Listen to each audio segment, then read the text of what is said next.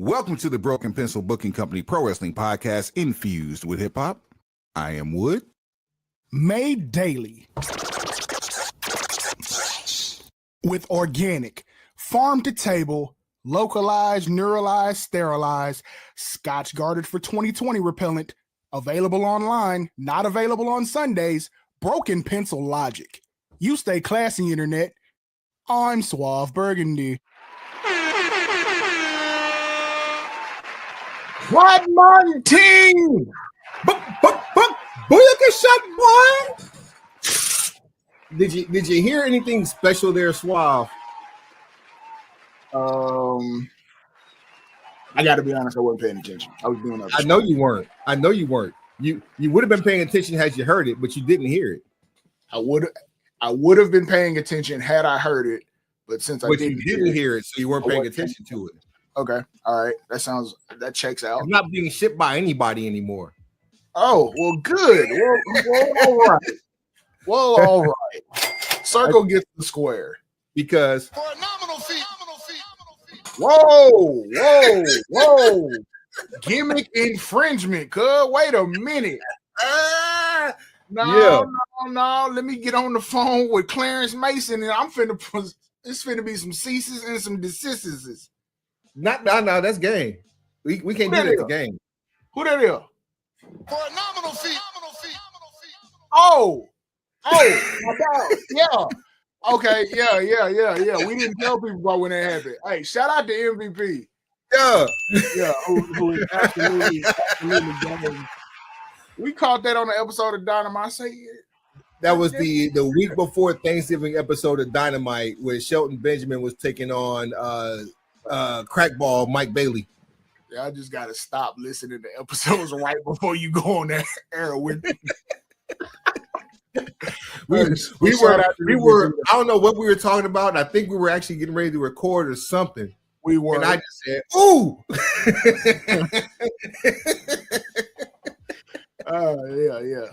Yeah. Hey, before we go into the sponsorships, did you decide on the giveaway, or are we going to announce that next week? We haven't given away anything in a long time. We got when I say huge giveaway for you next week. Let's get these exact terms figured out, because they're gonna have to do some stuff for this. Like, this ain't gonna be just no random scavenger. 50 words or less. I need to know why you deserve this. Damn, we writing scholarship essays around here. We taking it back to the 80s. Wow. Drop everything and read, you bitch. You want to autograph an autograph postcard from Hacksaw Butch Reed? I need 50 words or less why he's your favorite wrestler. Send it to P.O. Box. You want the Ferrari poster from the book fair? I'm gonna need you to lock in and write this essay, son. Complete sentences, proper English punctuations, and all that. Grammar check will be in full effect with the teacher, not with AI. You did. First draft. A first and a final draft must be submitted. Oh man! First and foremost, shouts out to the people who ordered the tinyurl.com/BPBC merch. Shout out to the people who ordered the Cyber Monday, Spend Something Sunday, Small Business Saturday, Black Friday. It's always Bummy and Philadelphia shirts into perpetuity. You guys will always have a special place in our hearts. Take your pictures and send it to us. All things social at BPB at Broken Pencil BC. I'm trying to shorten things. Yo, wait a minute. Do you have any other pieces up there before we go into the next piece of business? Any pieces up? Oh, no, because you're giving me ideas about the giveaway as we're speaking about this, so I'll just write that on a note to the side. Okay. tinyurl.com/BPBC merch. 30% off, free shipping is still going on. We're gonna let it ride. We're gonna put the 2 on the 10 and let it ride. Tis the season. The best nation is donation. So get you a gift and give it to somebody. I'm looking at SerwinVega.com for my pro audio needs. Pro audio, home theater, car audio, motorcycle audio, power sports, marine audio. Suave, where we at? On a boat. We on a boat, man. The Vega Buzz EP1s have my full attention right now. I need to do some spec analysis of these and figure out what I'm going to do. Worst case scenario, I'm gonna go ahead and throw these in the cart, put BPBC in there for the promo code, and take my 10% off. If I can do it, you can too. SerwinVega.com. Henry Gary, what up, though? You're a pro audio professional since 1954. 71 years of acoustic precision around this big. Them double D car audio situations is looking real player. Let me tell you something, Suave. I'm really upset that you showed me that because I'm don't be mad at me, famo. No, not that way. So, like Jay-Z said a long time ago, I'm young enough to know what kind of car to drive, but old enough not to put rims on it. That's the way I feel about my sound systems. Okay. So, like, I've come to realize in my astute wisdom and age that these sound systems and premium vehicles, or the premium sound systems and premium vehicles, are usually tuned and engineered with the audio file in mind. And if you are really trying to get active, that's when you decide to upgrade your OEM situation for entertainment purposes, infotainment as they call it now. It's a whole situation called infotainment, right? You showed me these double din car stereos, and it's a perfect replacement for probably a good majority of the non-tablet size screens that are out there in the market right now, including both of my vehicles in my driveway. I go ahead, Suave. I didn't go on there just being reckless. I went on there with a real life purpose. And when I saw that real life purpose, I made sure that you knew about it too. That's how this works. So if you prefer knobless, there's a 7-inch touchscreen multimedia receiver with GPS for $110. If you prefer knobs, 6.2 inches, $170. You prefer knobs? Oh, of course, yeah. And I thought it was back. No, I'm wrong. The 110 is sold out. The 7-inch is sold out. The 6.2 is still available. I want to know what the difference is. Gary, Henry, hit me up. Let us know the differences because you got my attention. Like, I don't need another one for this particular whip, but I can definitely get it, take it out, and pop it in another one. Yeah. Hello at SerwinVega.com if you got questions. One of them will pick it up. I promise you. What else we got? Vida Hermosa Cigars. VitaHermosaCigars.com is the website. We're working out some legal situations. Nothing bad. Everything is great. It's going to help out for interstate commerce. But we are now available at Abbey Cigars in Knightdale, North Carolina. All 5 Vitola. We out here cashing out on you hoes in a major way.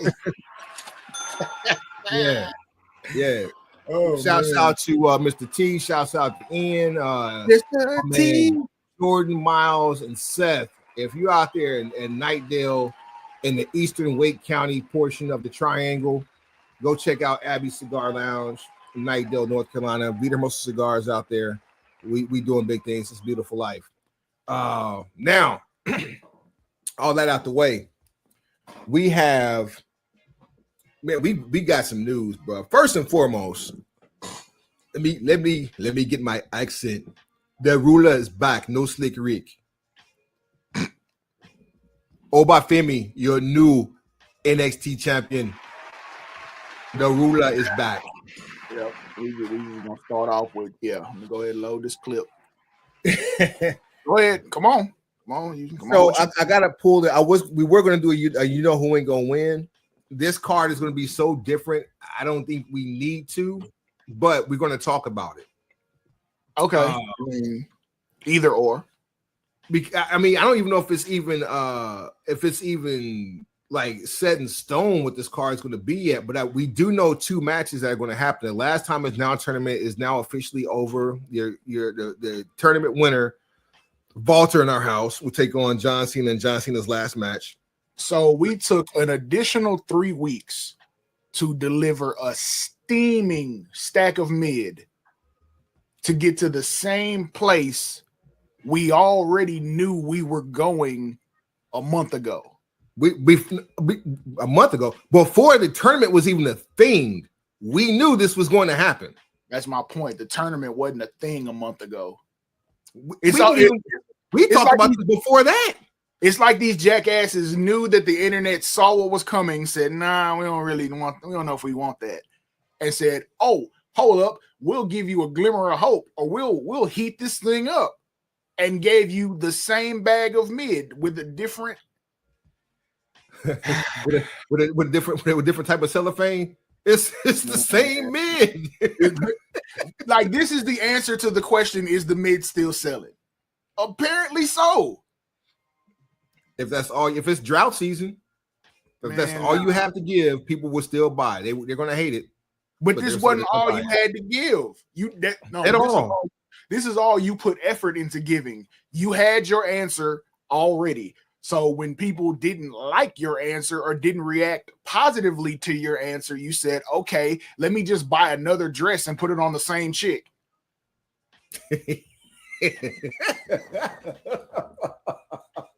What are we doing? I hate that, and I love it at the same time. I mean,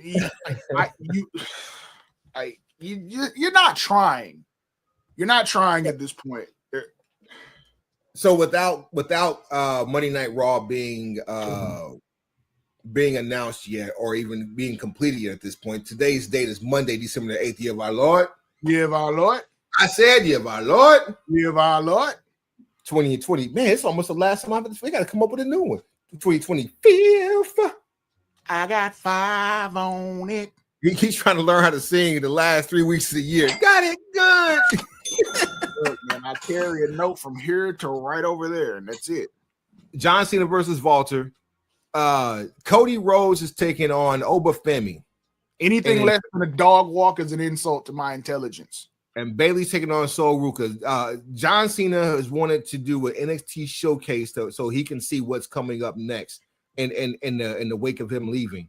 John Cena said, "You have effed off enough of my retirement tour that I don't trust you to produce a show about me. So don't worry. We about to talk about that too. Bag of mid. That's what I don't know. Bag of mid. Dime bag of mid.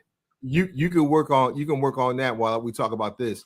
So Cody is the WWE champion, for better or for worse.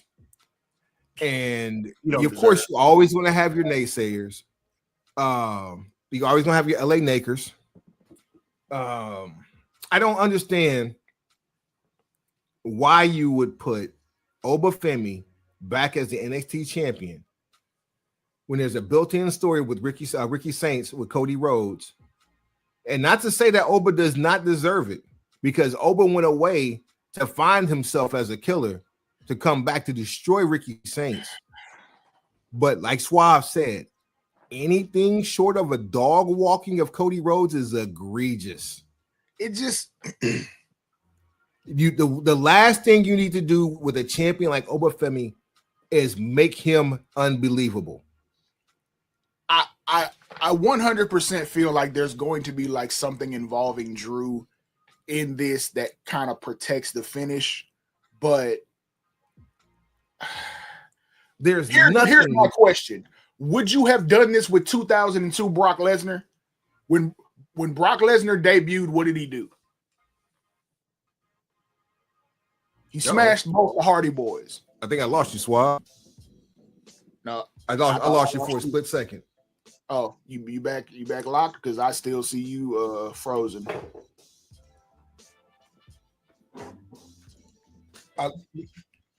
Clear cookies. We got an issue, Swab. Give me 1 second, brother.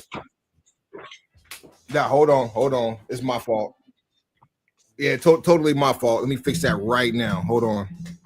Give me 20 seconds.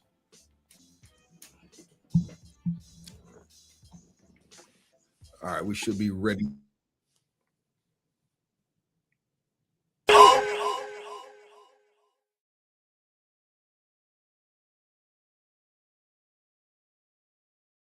I actually kind of like that. Yeah, that was actually necessary. But go back though. What were you saying? You said there may be you can see a way that Drew would be involved in the. I 100% feel like if you've booked this match, there's no way with a clear conscience you're going to beat Obafemi on Saturday night's main event, and that's the first time the majority of the world sees him. At least I would think. Of course, I know the company we're dealing with, so anything's possible.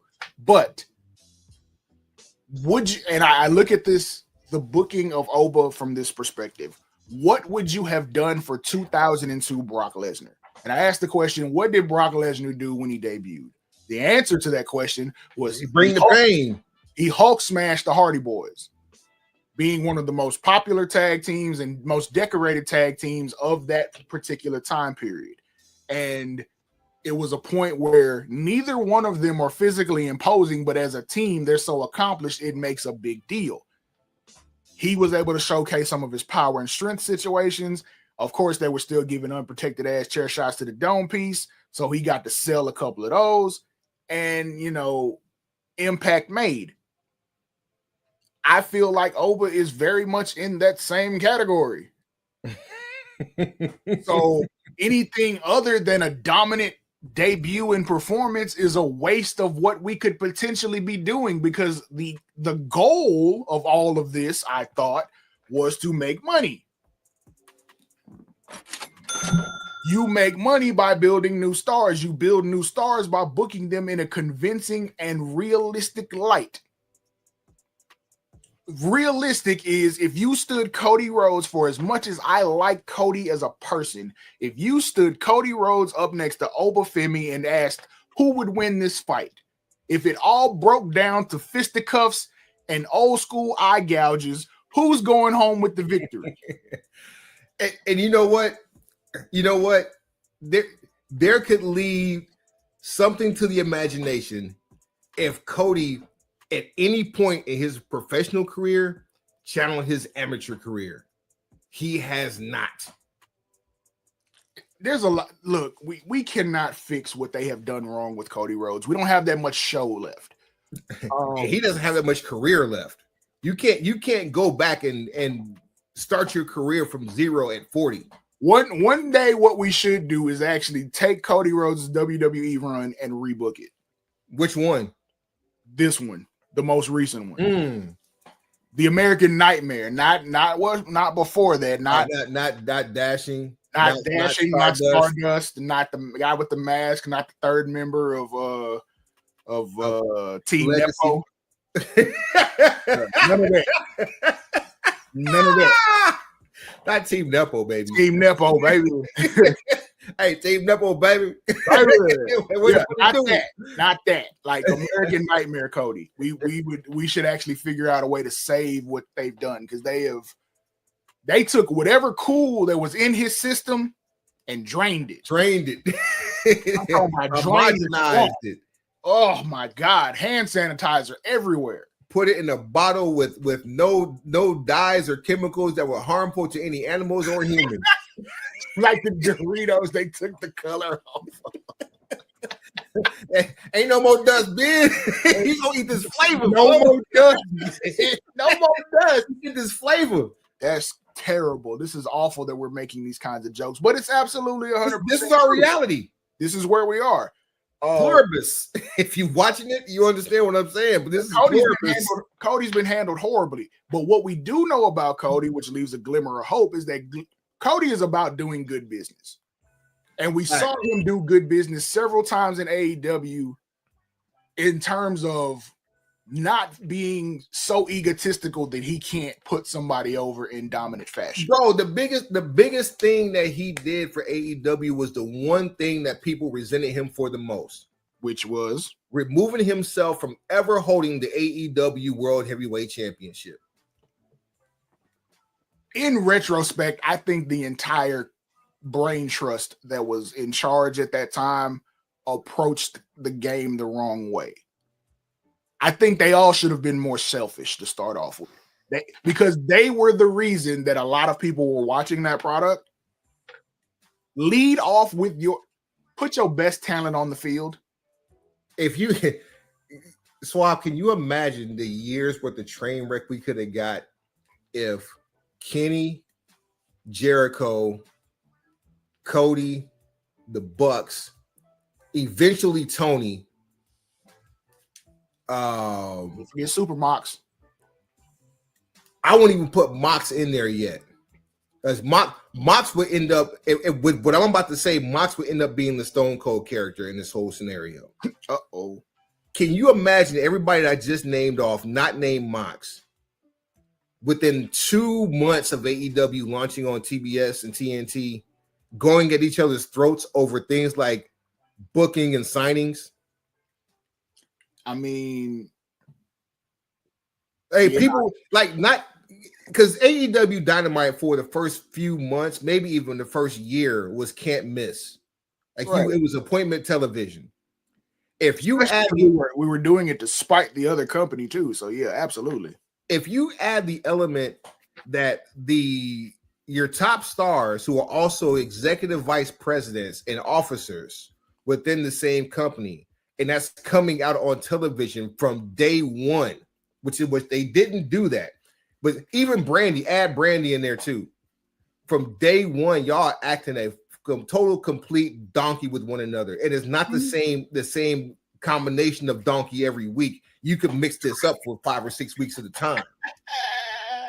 Yeah, I'm 100% with it.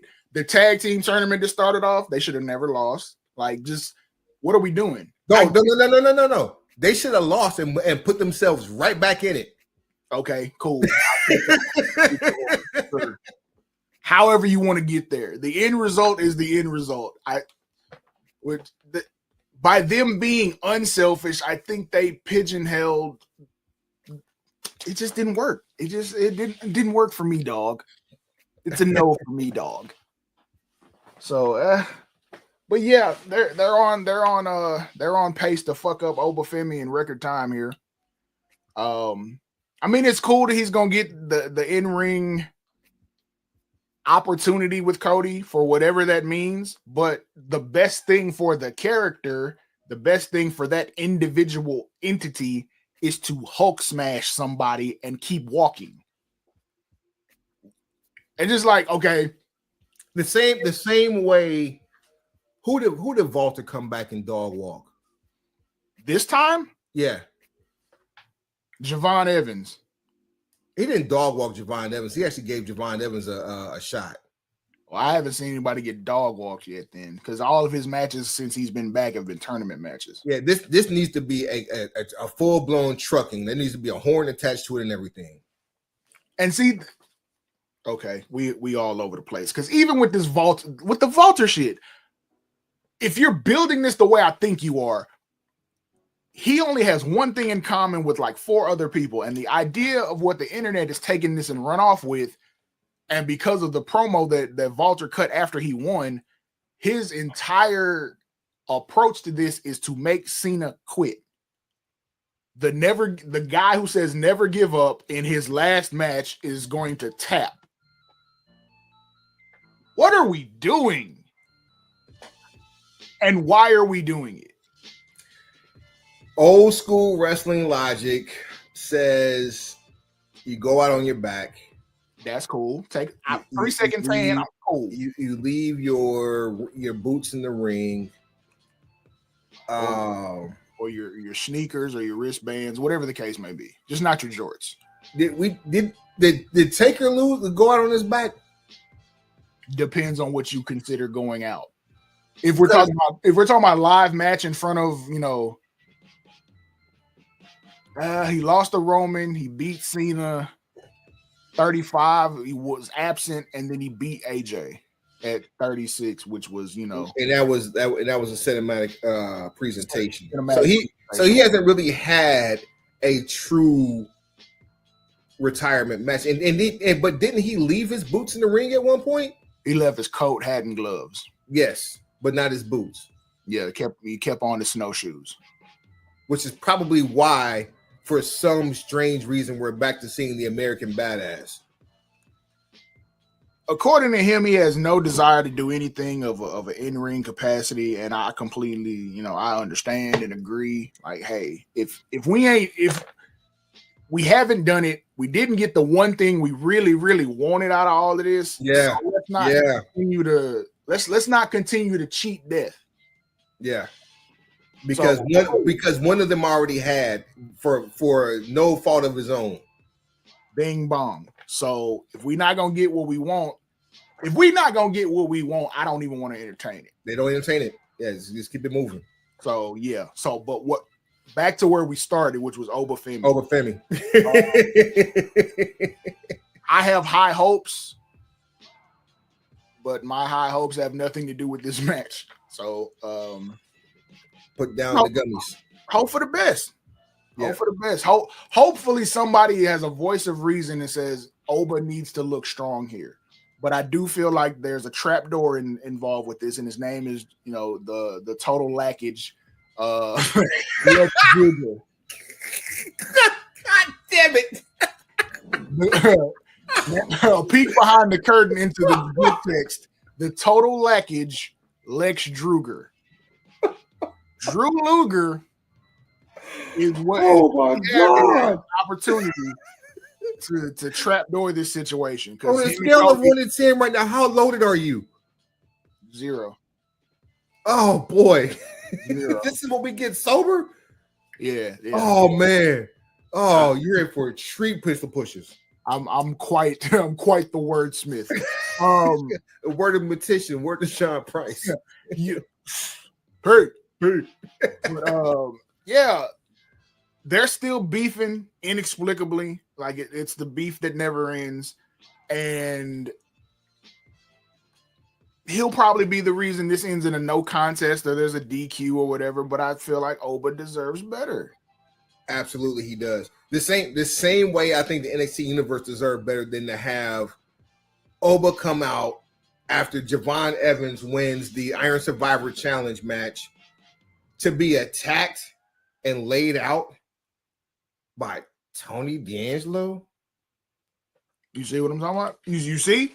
Who asked for that? Like, you said it, Brother Jamal said it. Mm-hmm. Nobody asked for this. Nobody. Under no circumstances was this on the list of things that we wanted. We didn't put this on the menu. Nobody asked for these deviled eggs. Get them out of here. And not taking anything away from Tony D'Angelo, I don't think anybody cared that he was missing for the last 3 months in NXT. That's all. You know why I don't watch? Because you do stuff like this. And we tried it. We tried it. You had me hooked when you undid a Dustyism. The first thing you did was put the NXT title match on first. That Dusty would never have done that. First time it's ever happened. And this is how you repay us? Well, look, we've come to learn. We've come to learn and we've come to know that anytime the main event goes on first, you got something planned. Man. And we thought it would what'd I say? This has to be big. Big bag of mid.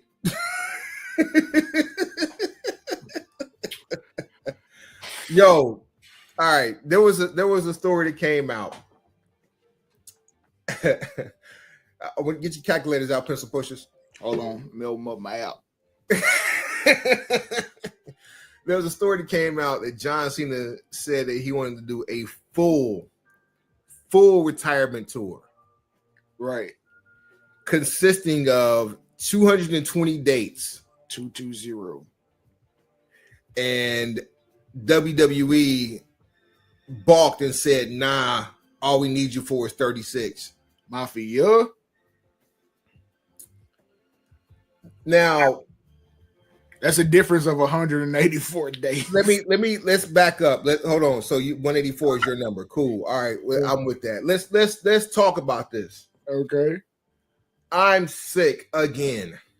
Some virus out here floating around. I've had the exact same thing twice in 6 weeks. Yes, I take my vitamins, I train, and I don't take steroids. I digress. Suave sends me this mid-nap. I wake up and I respond in kind. I call bullshit immediately. First of all, Swab did different math than what I did. I'll tell you the math I did here in a second. The math Swab just did says the difference of 184 dates says that's 6 months. That's 680 days. I don't care how that's 6 whole months. 30 times 6 if you're doing math at home. Now, that's appearance dates. What the math that I did was I took 220 and divided it by 52.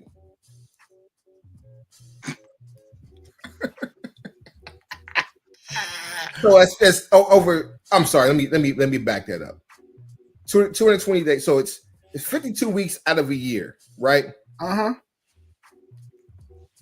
No, you were doing right. If you had 220 appearances that you were trying to get off of, divided by 52 weeks of the year, he would have to have appeared on 4 1/4 shows a week. Which I doubled back on that too. Even if we did Raw and SmackDown, right? They do 50 shows per year, Raw and SmackDown. Okay. So 50 times 2 is 100. Okay. We'll add another 12 in for PLEs. 112 where the players dwell. Add another 3 in for random PLEs like Saturday Night's Main Event. That's 115. We can round up and say 120 maximum. Number one, ain't no way in the hell anybody in WWE is doing 220 dates. Unless you're talking about like personal appearances outside of the ring or outside of a televised show. I started adding in like Mexico and TNA, and even then we were well short of the number. Let's go from 120 and add another 52. We're still at 172. And that's putting a 2 on the 10. We're still 48 dates away from 220 with this math. Cena, I hate to say it, but he's living on 2002 time right now. That's the only time you getting 220 dates. But this is why we vet the information that we get from the internet and the places that we see it. It's like, hey, did he actually say 220 or did you say 220? Let's double back though. Or is it 220 days and not dates? If WWE says we need you for 36, Suave, aside from Mafia and the Wu-Tang Clan, and maybe even in cooking, when is the last time 36 has been a round number for you? 36 ounces, 1,008 grams. Shout out to Fiend. Last time 36 was a round number, I mean, only when I'm dealing in dozens. That's it. Donuts, eggs, Wu-Tang Clan, bricks, 3-6 Mafia, and Mafia, and that's it. Yeah, pretty much. No one pulls the number 36 out and says this is what makes sense. So that's what 12 PLEs, and what 2 episodes to promote each. You got the start of the angle and the go home for every PLE. That's pretty much it. And that's pretty much what we got too. And that kind of what we got though. Like he skipped a couple PLEs and we swapped those out for a couple Raws and SmackDowns. He won the title, never defended it. Had one match with the belt, one 6-man tag match. So you lost the belt. So you got one half of the story in the math that says this is absolutely untrue. Then you get the other half of the math is like, this might have some weight. This might hold weight because this is about what we got. Which, look, I don't understand why we put so much added difficulty onto things that aren't difficult. If it's a John Cena retirement tour, let John do whatever the hell John wants to do. If he wants to show up in Spokane, Washington, let him do that. If he's going to show up in Madison Square Garden, let him do that. If he wants to go to Des Moines, Iowa, let him do that. That is what he wants to do. It's just your job to make sure that there's merchandise there to sell. You had Brock Lesnar and Roman Reigns. This is your daily acknowledgement in Oklahoma City. Like, when is the last time that's happened? Both, like, easily the two highest paid talent that you have on your roster. Well, because you can get a really good connecting flight in Oklahoma City. No, you cannot. Well, that was my guess. You're flying through Dallas. Well, that's probably what it is. They fly into Oklahoma City, do the show, drive into Dallas, get their connecting flight to where they're going for real. I was going to say that too. If you fly to Dallas, that's one thing. You're probably driving to Dallas because that drive to Dallas is probably going to be a lot faster to the airport than it is for you to waste time waiting on the flight to get to Dallas to get your connecting flight. So, yeah, fly into OKC, do the show, drive into Dallas, fly out. That's how you got OKC. And if Brock is going home, he's definitely on the company jet, making that happen. Regardless, it happened. And if it happened for them, it could happen for Cena in, I don't know, Butte, Montana. Just because he wants to? Montana. What was that show that had like 6,000 people on the SmackDown? Was it Toledo, Ohio? Ain't no telling. Just wherever the whole thing about this is just let John do what he wants to do. Like, don't make this difficult. You tried to outthink and outkick the coverage, and you just ruined it. From the jump, just let him come back and do whatever he wants to do. If he wants to have 30-minute classics on Raw, let him do it. If he wants to, be GM for 3 weeks, let him do it. Here's an idea. If he wants to run back the entire move set from the Angle match from 2002 on SmackDown, let him do it. What happened to Eugene Dinsmore Cena? Huh? What happened to breaking out tribute finishers throughout the match Cena that we called here on the BPBC? Let me not shutting that too far down the radar. With the way this has been handled, it's almost is like the AJ match should have been the last match no matter what. Because you have not had a better experience as far as fan interaction is concerned than that match. That has been the pinnacle of the retirement tour. So to be perfectly honest, you should have just let them do 30 minutes on Saturday night's main event. Because we know Cena and the code he lives by. So I don't see any reason that he's not going to put Walter over on the way out. And if he doesn't, we dare be surprised, because either way, the crowd's going home happy, right? Because you're gonna get the and sad at the same time. So it doesn't matter, right? You're going to enjoy what you get. I have no questions that the match will be decent. But what master are we serving in all of this? I guess is a better question. You feel me? Like, what are we doing? Because if we're building Walter and Cena signed on to build Walter, and the biggest way to build Walter is to have Cena tap, why is that the ending you choose? For this man's career, that's the retirement tour. That's the last stop. When it would have made that much more sense to never have beaten John during this entire time, to where when Walter did beat him, it mattered way more. And then it would have been removed enough to where we could build towards this end, beat AJ on the way out. AJ starts his retirement tour. It's seamless. All right, stock up, stock down, net neutral. There was a hits blunt moment that we saw over the weekend on the internet where an idea was pitched, not to WWE, but just IWC. Right.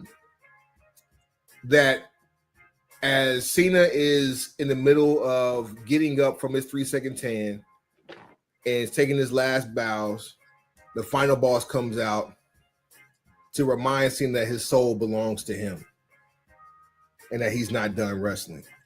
I'd be Stock upside down, neck neutral. How do you feel? stock up just because it's something. This is where we are. This is where we are. But to keep it G, we had already said something similar like that anyway. That what we said was that was how you were supposed to justify or explain the return of Brock Lesnar, where The Rock says, "We're not done yet," basically. And then that's why I'm going to send Lesnar after you. And that would have set up WrestlePalooza, and, you know, you'd have done that business there.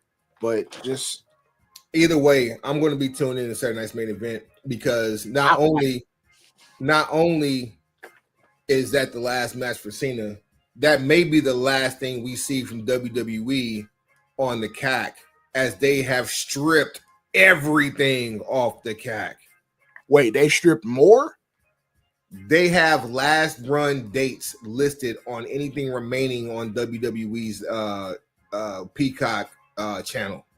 Yo, that's crazy. So once again, for the fourth time since 2013, WWE content has no landing place. Historical content, that is. Library. They're better off just keeping their own app. Okay, I'm glad you said that, because now we pitched this before, so this is not the first time pencil pushers have heard this conversation, but there have been a lot of mergers and different streaming deals, and everybody's in bed with this person. It's like it's a Diddy party of streaming platforms. Hey, yo. I mean, when I start lying though, it is a Diddy party of streaming options and streaming platforms. Yep. WWE's in bed with ESPN, with Peacock, with who else? Netflix, YouTube, with Roku. I didn't even know about that one. They had a whole reality show on Roku that was specifically an exclusive to Roku. That's how we got to meet sexy BJ Ray and the other guy from Dark State. It wasn't real to me. So, but all of show some guy try to cut a promo and push up on Bianca Belair while Tez was in the building. Yeah, he got cut real quick. See, all of these different partners that WWE is out here, you know, sharing the love with Raw, and at some point, you gotta burn all of the wax off the candle. At some point, you're gonna get to where you have taken all the money you can take from as many different streaming partners as you can take it from, and nobody's willing to re-up. Because let's add one more to this, because we got to talk about ESPN and all this too. Not for nothing, TNA Plus. You actually have WWE talent that has shown up on TNA programming, and if you're on TNA programming, TNA has the right to broadcast it on TNA Plus, their platform, which they have the entire lineage of TNA from the pay-per-view up to now on TNA Plus. So that's another platform where you can find current WWE talent. And TNA just struck a deal with AMC as their new network home. So now you'll have whatever AMC streaming AMC Plus. Bing bong. Oh, add A&E to that too. Now that you mentioned that too, because of the reality shows that's on A&E, and that ties into Hulu, which also goes back through the mouse. So there's and speaking of Diddy parties, yikes! Yeah, that was my fault. Go ahead. TNA has also been privy to that too, because since inception, pay-per-view, Spike TV / Paramount, Destination America, Pop TV, Access. Now AMC. Now, granted, we're looking at 20, 22, 23 years of product. That's cool. That's a lot of network movement over that. And I'm probably missing one or two. But those are the ones I can remember off the top of my head. Right. Monday Night Raw has only been on USA, TNN / Spike, which TNN became Spike, which became Paramount. Back to USA, and now Netflix. Mm-hmm. So 3 networks over almost 30 years. Then SmackDown had its, Well, SmackDown had its jump off moments too. We had UPN, the CW, the WB, Sci-Fi, USA, Fox, FS1. Well, that's part of the Fox deal. So that's saying it's 2 different channel numbers on your guide. So I'm gonna go ahead and count it as an extra body.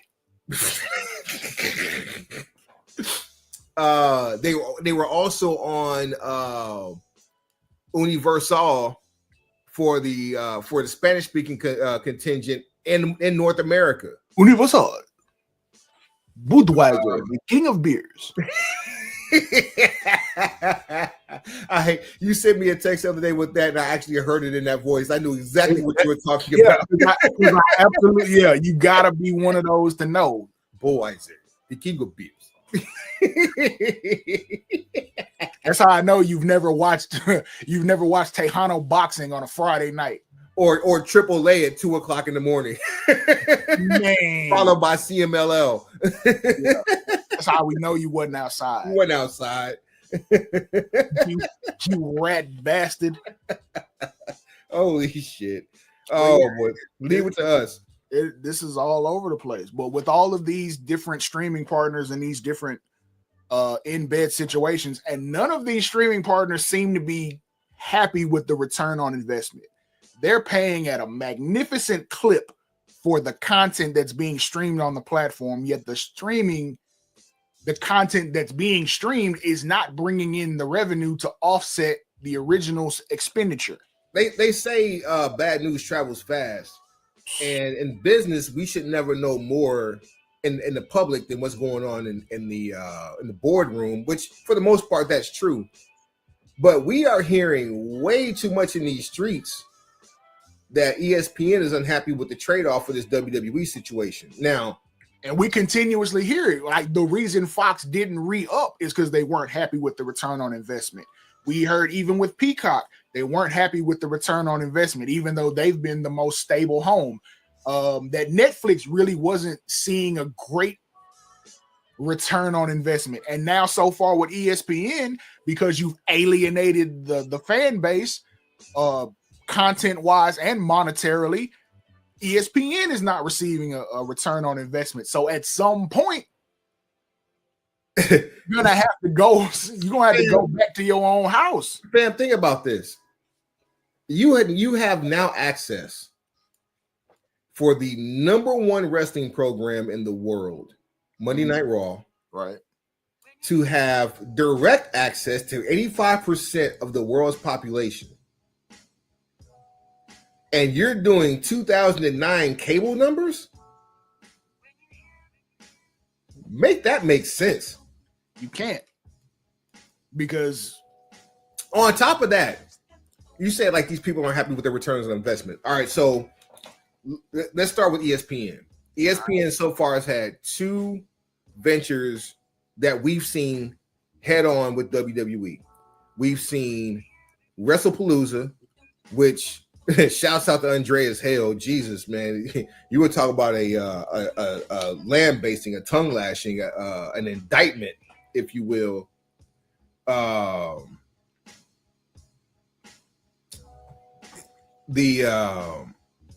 What's the other one?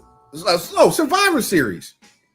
So two of the WrestlePalooza is not a big 5, and apparently we may be going away from these big 5 names because they're saying that they can build. I saw that stupid shit. they can build new intellectual properties. All you doing is giving Vince McMahon an opportunity to reclaim his IP, and he's gonna fuck around and you're gonna find out. You're gonna find out. Okay, abandon those trademarks if you want to. Just stop messing with stuff that ain't broke. Fix the creative. That's where you want to fix something. Fix the creative. We don't need to fix the names of any more PLEs. Because I remember that article. The guy who said that didn't realize that WrestlePalooza was from '98, belongs to Paul Heyman, or now belongs to WWE because they bought the whole everything from ECW. But that happened in '98. WrestlePalooza '98. Might have been one in '97. Now that I'm thinking about it. Regardless, it's a '90s intellectual property that did not originate in WWE that they happen to rebuy, repurpose, repackage, and diehards like yourself and I recognize that from day one. So why are we doing this? Unfortunately, a lot of the brain trust at TKO is operating with Time Warner energy. And Time Warner energy from the first part of the 2000s. Yeah, Nick Khan is at the top of that list because he has zero fucks to give. None. If you dangle a $20,000 ticket out there, okay, there you go, and non-rabbit dog nibbles at the ticket, now he has a reason to hang from trees multiple $10,000 tickets. With your ticket nibbling ass. Get your ticket nibbling ass out of here. Exactly. Quit nibbling tickets, boy. Ticket nibbler. Your mama a ticket nibbler. I heard your mama up the street nibbling tickets. Hey, yo. And then the fight started. What'd you say about my mama? Next thing you know, he just swung on him. But look at that.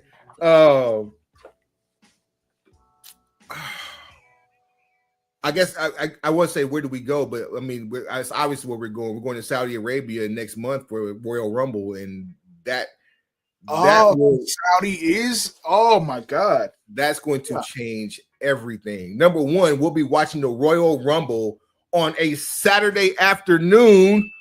How about that? That's crazy. It won't feel the same, but it would definitely give us our night. It will definitely give us our night back. Do you think that influences who the winner's going to be? What part? Going to Saudi? Yeah, absolutely. Okay, boom. Every show that we've had in Saudi has been influenced directly by what's going on in Saudi, and by I mean who. But we've never had a Big Five influenced by Saudi, and we never had a Big Five in Saudi. That too. Hit the bell for yourself.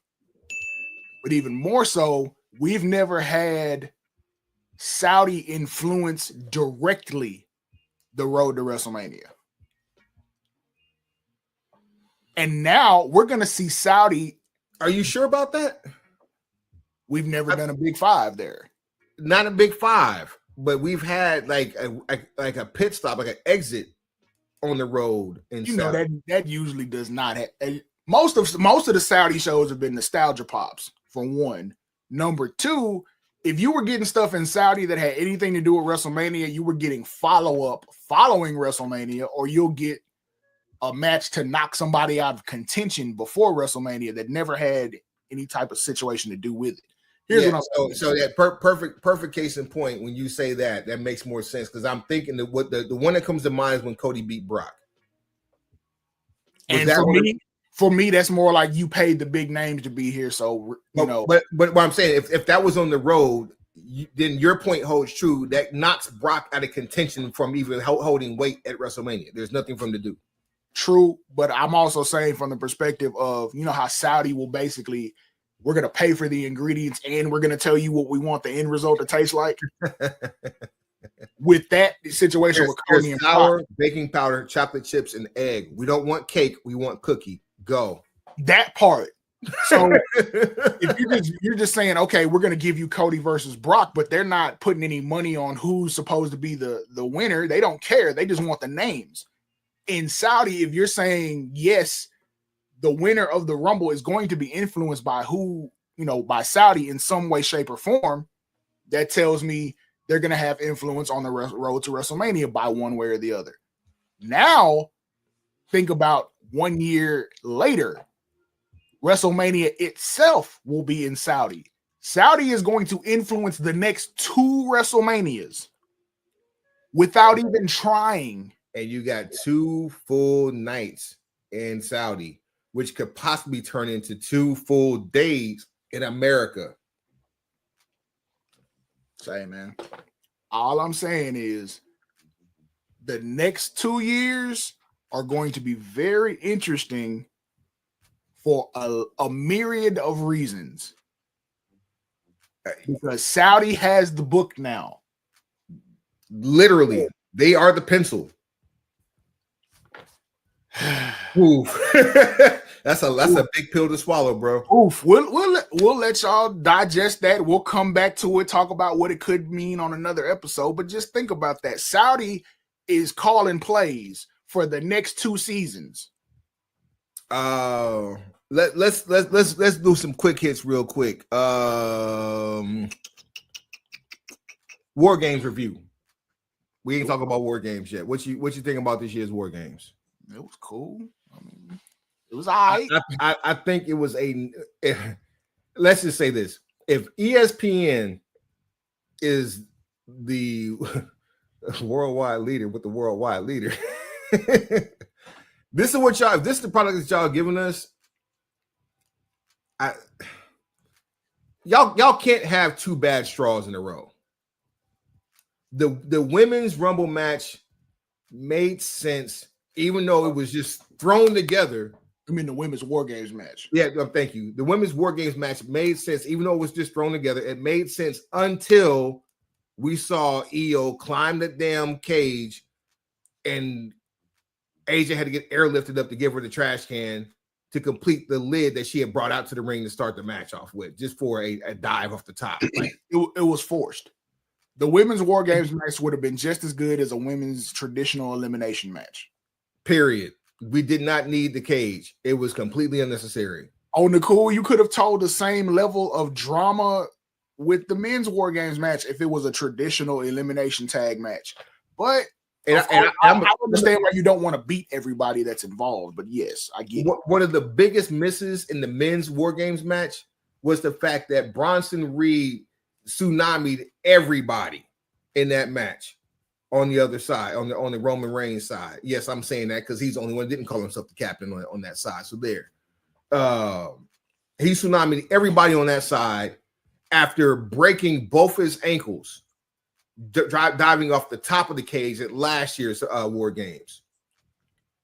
Thank goodness Braun Breaker has the physical composition that he does. Otherwise, they'd have care flatted his ass out of there. Yeah, that was almost a different conversation for a short dive for a doomsday device. Like, I don't say I hope, but like, I can't see Punk not having enough leg to shortchange that leap off the top rope and then Cody did not turn Breaker the way it was a horrible idea. I was going to try to phrase it another way. It was a terrible idea from the jump to put him in that position.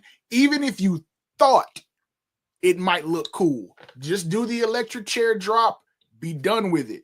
The only person that you probably could have pulled that off with, where it wouldn't have looked as bad on the landing, size-wise, would have been Logan Paul. But he's taller than Brian Breaker is. He's taller, but he's not heavier. He's definitely not as bulky. That's for sure. So I get it. You're trying to pay homage to the Road Warriors. Here's the thing. 75% of the audience who was watching that show has no clue who the Road Warriors are. And I hate to say that. We are the outliers as well as the elder statesmen of this pro wrestling watching culture. We're the last of the Mohicans. Here's a couple of facts. I've said this before on this show. WWE has been WWE longer than it was WWF. That's number one. Number two, Okay. the last time the Road Warriors showed up together on WWE television was right after they became WWE. And the last time the Road Warriors were in a War Games was in the 90s. Are you sure about the 90s? I'm not even sure about that. Probably the 80s. It is absolutely the 80s. I don't, because they weren't even doing War Games matches on a yearly basis after 91. They would do them like you'd get one every year, but by that time they had left. Well, 92 to 97, they weren't even as a unit. There was Road Warrior Hawk and Road Warrior Animal, but they were not the Road Warriors as a unit. 1990, they're in WWF, not E. But you see what I'm saying? So their last War Games was literally, quite 89. Literally, in the 80s. Wow. So the homage that you're paying, I respect it because I've gone back and watched all that stuff. But I'm saying 75. It might be closer to 85% of the viewing audience has no clue who the Road Warriors are and why that spot was cool in that particular setting. Either way, erring on the side of caution would have been the best thing here because the future of the company, for all intents and purposes, was literally on the shoulders of the person carrying the company. Come on. You were on the shoulders of QB1. The future of the company is on the shoulders of QB1 and the guy bringing in all the extra viewers. Who was dressed in all black? Who climbed the cage, bro?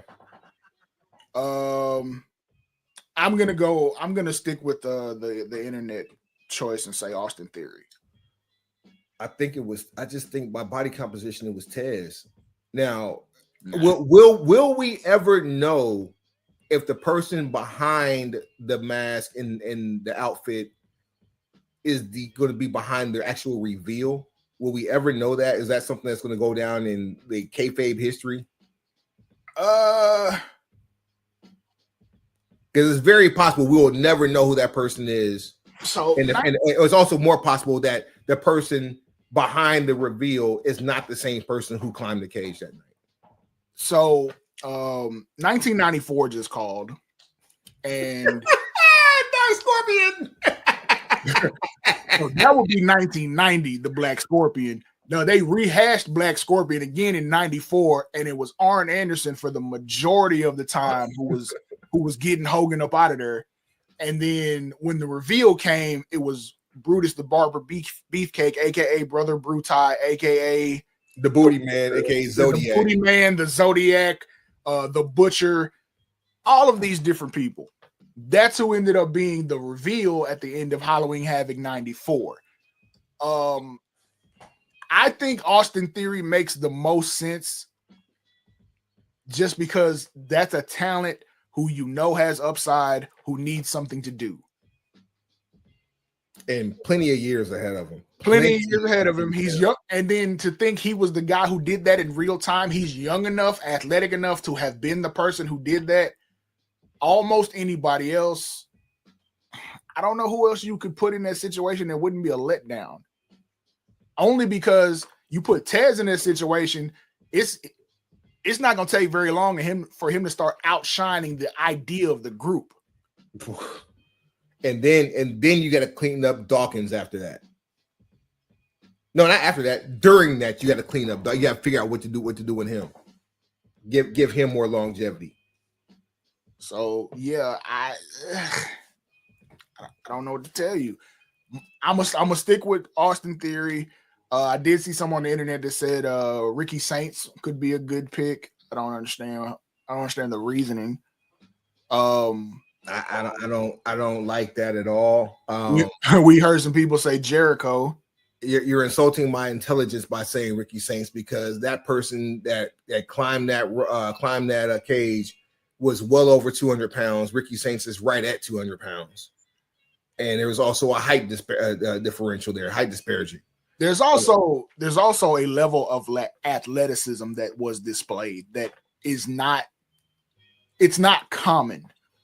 That's not a common level of athleticism that was shown for someone to scale the outside of the cage the way they did, be able to deliver a curb A stomp. perfect Seth Rollins curb stomp. It's like I remember it, but I don't remember anything about it right after it happened. So it's like he mirrored whoever he was trying to imitate perfectly and left no traces of his actual offense. And then scaled out of the cage the same speed he came into it. That narrows shit way down. And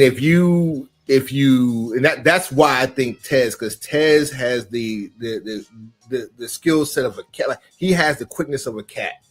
He's also very early Orton-esque career-wise in body composition. He's got the swimmer's build, as they refer to it. When I saw Orton back when he was like 19, 20, I was like, there's no way this guy's the future. Then he wins the title as the youngest champion ever. And I'm like, why did y'all do this? Because he's also 6'5". And then he gets injured that first time and comes back, got a little bit more size on him. And then my son gravitates towards him. That's his favorite wrestler. I'm like, I don't get it. Then he gets hurt again. He comes back. Boom. All right. He's a grown ass man now. All right.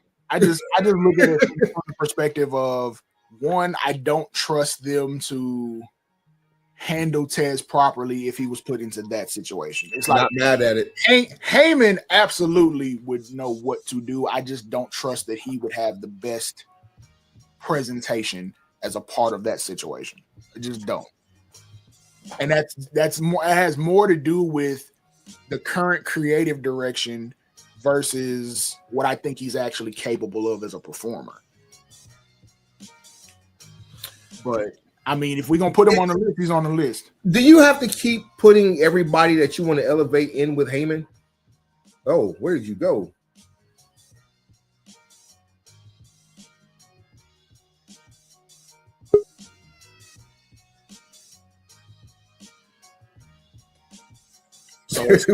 So essentially, they kicked me off the internet for what I said. Yeah, pretty much. Yikes.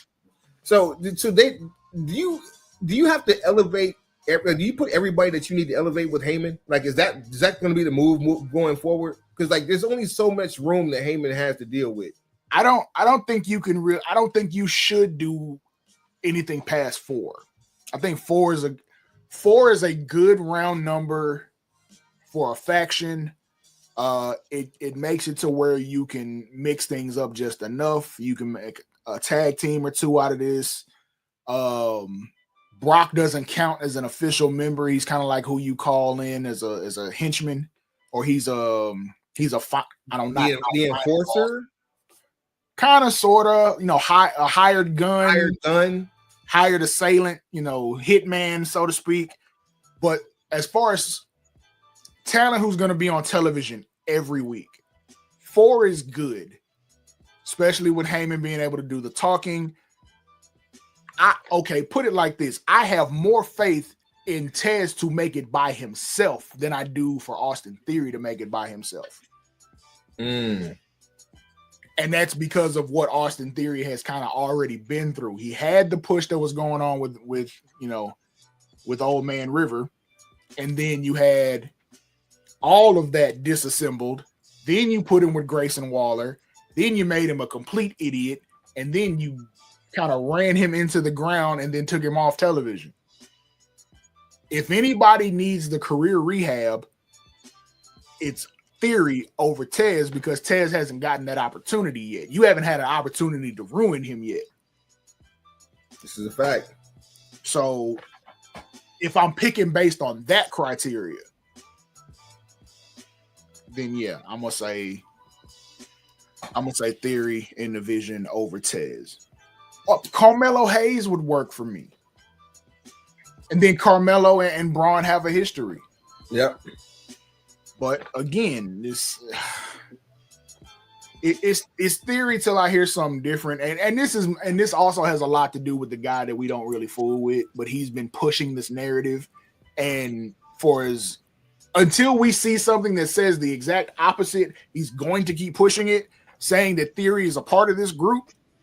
And it keeps making sense that Theory, you know what, he might actually be a part of this group. This might be the one time he's actually right. Curveball. Not saying this is ever going to happen, but because of the size and the athleticism and the fact that there's been a great upward swing on the trajectory of the learning of this particular individual. Suppose it was Jade Cargill that climbed the cage and did.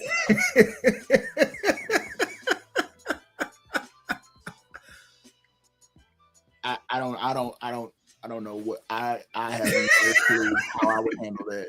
Like, nobody would expect it, and I'm not saying that that's who it was, but that's, you want to talk about complete left field. I mean, it's complete left field, but it's also something you really can't capitalize off of because there's no women on the other side. Why are we doing stuff we can't capitalize on? Because of Stanford, that's why. Cripes. Oh man. A couple other things, bit of business. The Continental Classic version 3. Lincoln Continental? No, close though. It is in full swing and in progress on Dynamite and Collision. There are some great matches that have already happened and more that are coming up. I encourage you while you can. Oh, that's what we've got to talk about. AEW may be in limbo on Warner as Warner Brothers Discovery was just purchased by Netflix for a whopping $82 billion. What?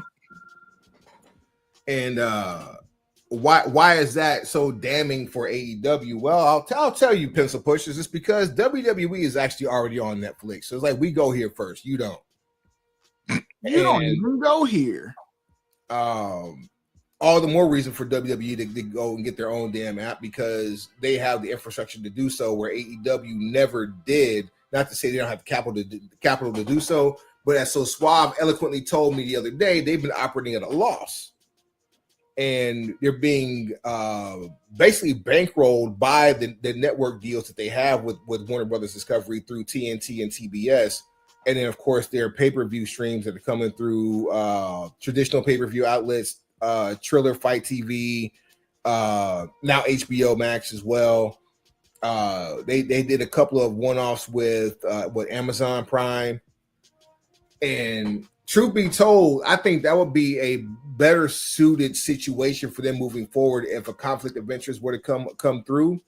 But Netflix got more money than both of them combined. I don't see a reason why they got to leave. I think this, in this case, I say less is more, but in this case, I think the more the merrier.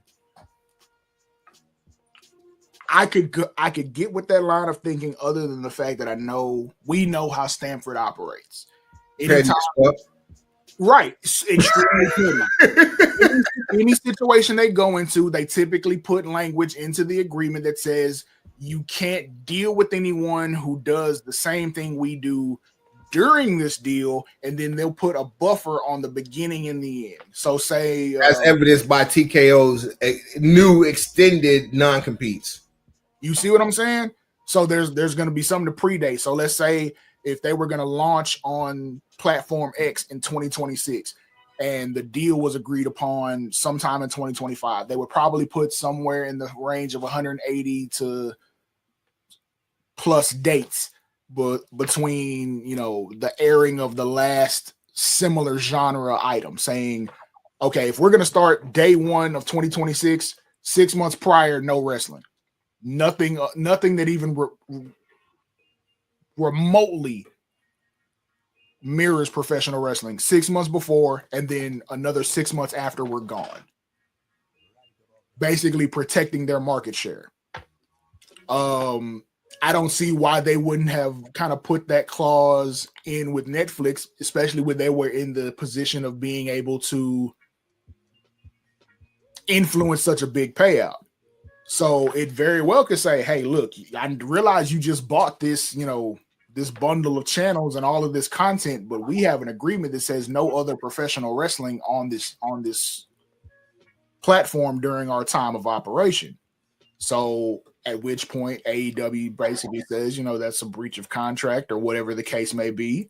And to your point, that's where the buyout comes in. Let me ask you a question.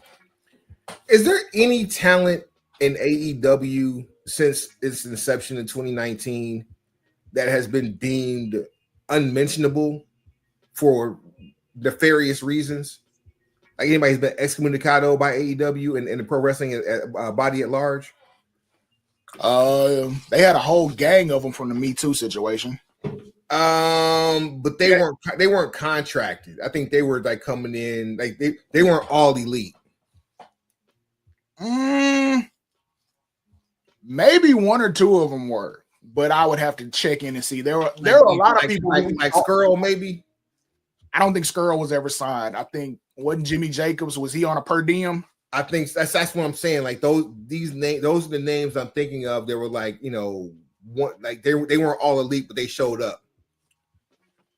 Yeah, we'd have to go back through the weeds on that just to know whose contract status is what. But is it worth it to scrub them from the annals of AEW history, considering their low contributions to the company? Yep. Would it hurt them if they didn't? I'll tell you where I'm going with this in a second. Would it hurt who? AEW. If they didn't scrub the Me Too's and the from that 2019 specifically, because it only happened in that year. Yeah, I don't think it hurts AEW at all. So okay, like with Nick Gage. Nick Gage has gone on to do some other things to get himself in a world of trouble. Correct himself in said world. Right. So if you were to tell me, you know, I wasn't gonna get to see the Pizza Cutter episode of Dynamite, am I really gonna be fucked up about it? Like, and then for that was an important angle. Yeah, in like wrestling folklore, everybody knows exactly what I'm talking about when I say the Pizza Cutter episode. Yes, but in terms of I'm finna get a check, and this check is finna help keep my company floating. Okay, and I'm choosing between that or cutting that dude out. He out of there. So you're actually about to side with me on this one. Okay. In the advent where content is king, in the age where content is king, the advent of data centers, there is absolutely no reason why a company who already did it, WWE, who's taking the time to scrub their acquired content and retune it to get rid of unlicensed copyrighted material to maintain as much of its artistic integrity as possible, to redistribute for its fan base, to not have its own housing for a permanent distribution source than it is right now. AEW should have already done that, and by acquiring the Ring of Honor catalog, they already have that with Honor Club, or you would think.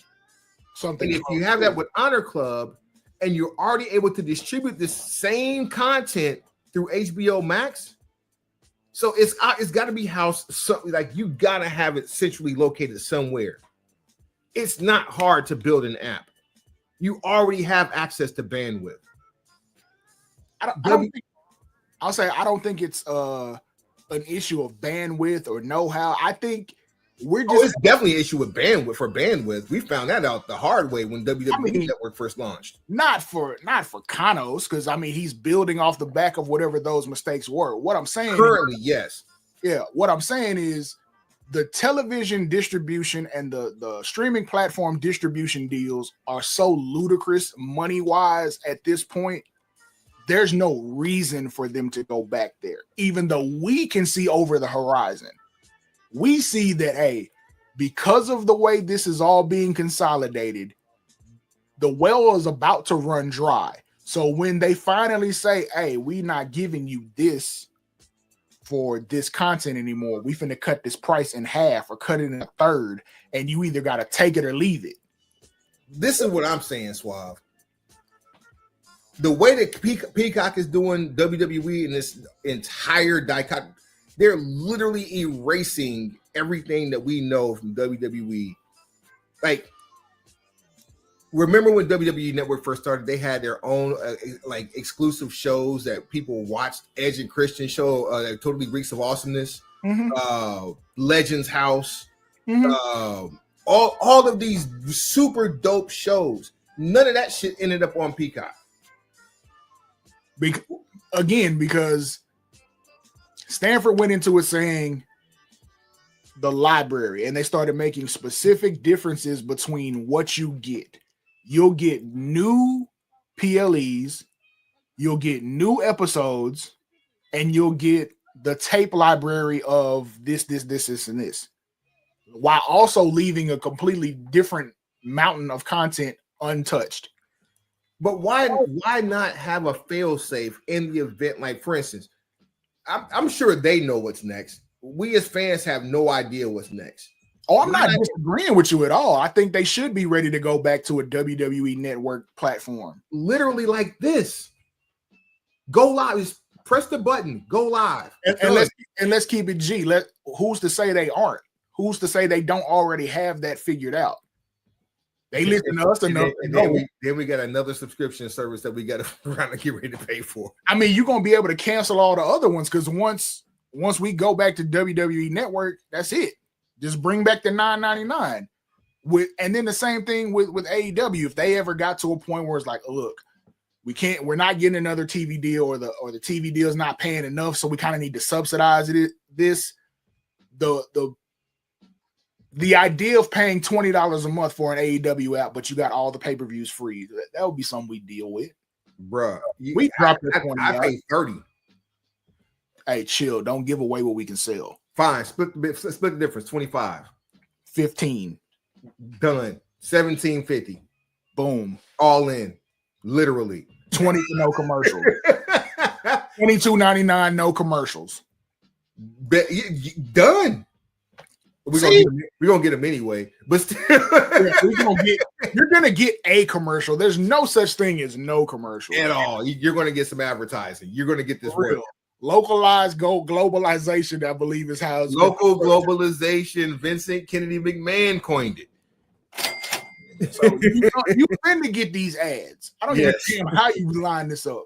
But yes, we are rapidly approaching a time where both companies and any company affiliated with either said company is going to need a standalone streaming platform, because these streaming deals cannot keep paying out like this when they're not making it back. It just does not make good quality fiscal sense.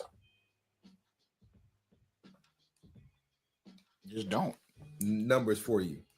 And last but certainly not least on this episode, rest in peace to Larry the Dog.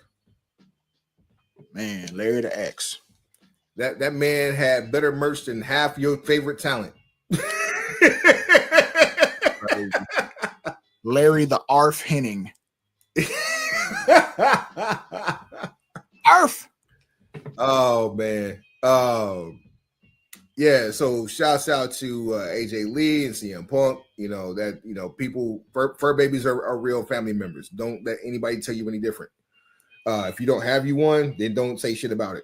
That's about as real as I can get. My God, today. Well, if you have one and you beg to differ, then we can have a conversation about it. But if you don't have one, you cannot come to this argument. Show at brokenpencilbc.com, brokenpencilbc@gmail.com, at brokenpencilbc on all things social, at brokenpencilbc on what? Everything, and everything. One more time for the P. For a nominal fee. That's never going to get old. That's good. That's good, clean fun. I figured I'd brighten your day with those. All right, Suave, take him to the house, man. Pistol pushers, like, rate, share, subscribe, tell a friend, tell that friend to tell a friend, and then tell that friend again. Heads up.